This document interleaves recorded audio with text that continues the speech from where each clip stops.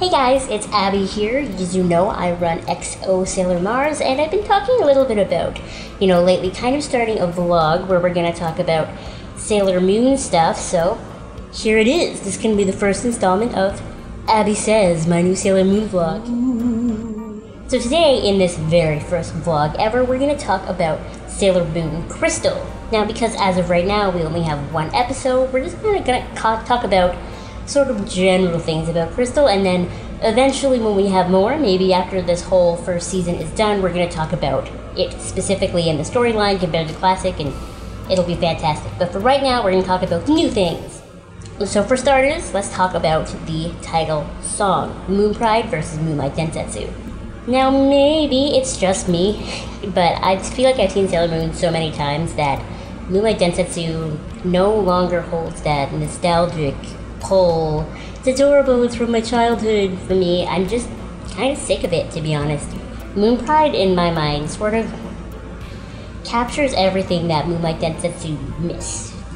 Moonlight Densetsu is a lot about, miracle romance. It's a lot about Usagi and Tuxedo Mask and Usagi being unsure of herself and that sort of thing. Whereas Moon Pride, in my opinion at least, is more so about being a badass lady and fighting and not needing a man to protect you and that whole sort of thing. And I think it suits Sailor Moon Crystal better than Moonlight Densetsu would have, because Sailor Moon Crystal, following more like the manga, is going to be more about Usagi overcoming these things herself and her friends helping her fight, and it's going to be less about that romance thing.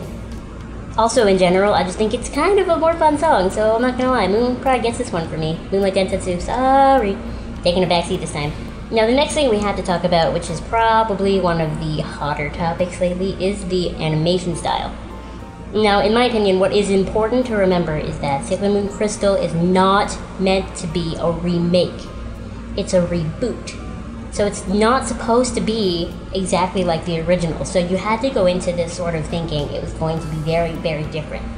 And I think letting the sort of ideals that the original one put into you as to what it should look like is really just letting yourself down, because it's not going to be how it looks. That's not going to be what happens. So remember that, please. That's my tip. If you take nothing else out of this video, remember that they're supposed to be different.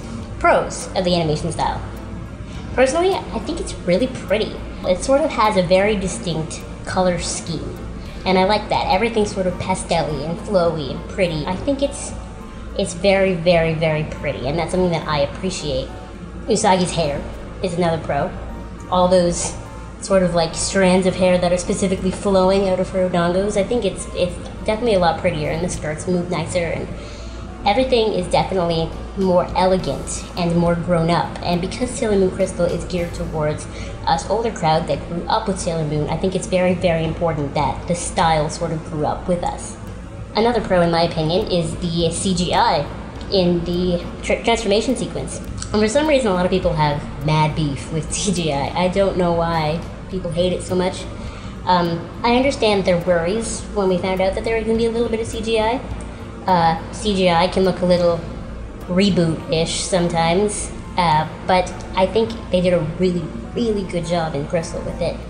I like that the CGI was just added to her transformation, just to sort of make it look more magical, to make her ribbons look like they're standing out more, her hair like it's flowing out more, and I think that CGI adds that just little bit that the transformation needed to bring it over the top, and it's probably one of my favorite little additions that everyone else seems to hate. And so I think you should let go of any sort of preconceived notions about CGI and anime and just let it go, Medina Menzel.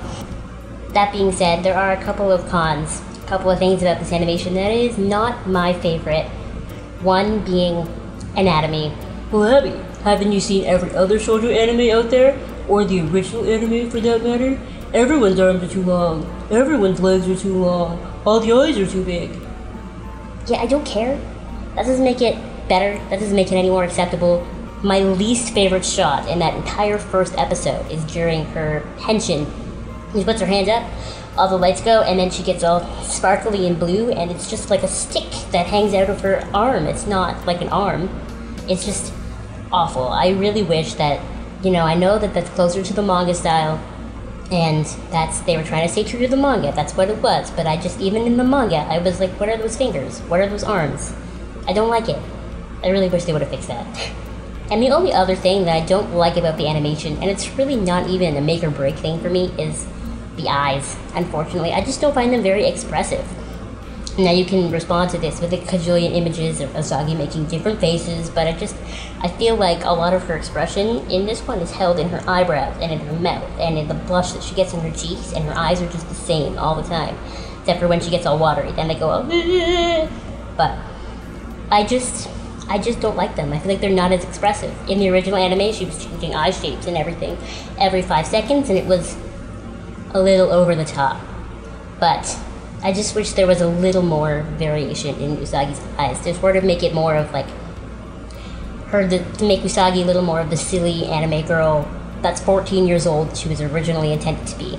The only other thing I really wanted to talk about Sailor Moon Crystal is the storyline, because a lot of people seem to be mad that the first episode was the same as the first episode in the original anime. That's how the first episode is supposed to be in PGSM. In the manga, that's all how it happens. Naru is just destined to have a mom that gets attacked by this monster. I'm sorry, that's just how it happens. They have to introduce the characters the same way as they always have, because that's how it's always been. But the storyline will change over time. There are a lot of pieces that the original anime left out for some stupid reason. There are a lot of things that even Crystal might leave out. Who knows? I think it's really important to remember that Crystal is supposed to exist alongside the original anime. They're not supposed to overlap. One's not supposed to cancel the other one out. You know, we're not going to have the Naru Nephrite thing in Crystal. But it doesn't take it out of the original anime. It's still there. So if you really want to see that, go watch the original.